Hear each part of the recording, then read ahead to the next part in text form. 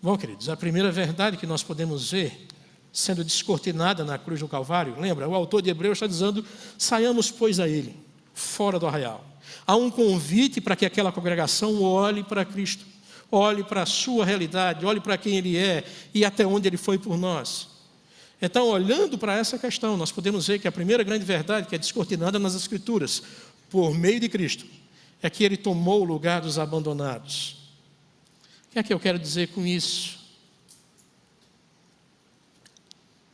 O autor de Hebreus tem aqui, fazer uma análise de Hebreus sem fazer uma análise do livro de Levítico, por exemplo, do contexto dos ritos sacrificiais do Velho Testamento, é ler o livro pela metade. Então, o tempo todo há um diálogo aqui, mostrando que Jesus, para uma comunidade judaica que apreciava os ritos judaicos, era ainda uma verdade muito mais completa e em si mesmo a própria expressão da imagem de Deus. O tempo todo o autor de Hebreus está colocando Jesus num papel de superioridade. Superior aos anjos, superior aos patriarcas, superior à ordem sacerdotal, como sacrifício, como sacerdote, como rei, superior a tudo que existiu. Ele é a plena verdade. Então, olhar para Ele, olhar para o que Ele fez na cruz e compreender que Ele tomou o lugar dos abandonados, é entender essa mentalidade judaica do século I.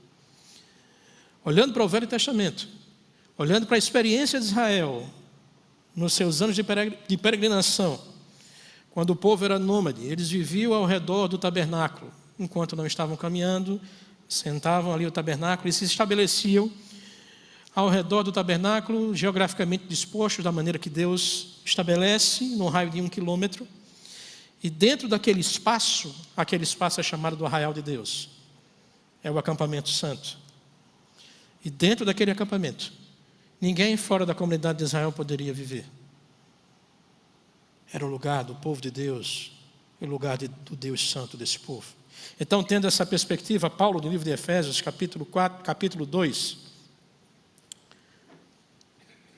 lança a luz sobre essa ideia. Portanto, verso 11 e 12. Lembrem-se de que anteriormente vocês eram gentios por nascimento e chamados incircuncisos, pelos que se chamavam circuncisão, feita no corpo por mãos não humanas, e que naquela época vocês estavam sem Cristo, e geograficamente Paulo vai dizer que eles estavam fora do acampamento, fora do arraial. Vocês estavam separados da comunidade de Israel, sendo estrangeiros quanto às alianças das promessas, sem esperança e sem Deus no mundo. Ao subir naquela cruz, o Senhor tomou o lugar de todos os que estão desamparados, separados de Deus. Não é à toa que, momentos antes de morrer, ele profere a seguinte frase: Deus meu, por que me desamparaste?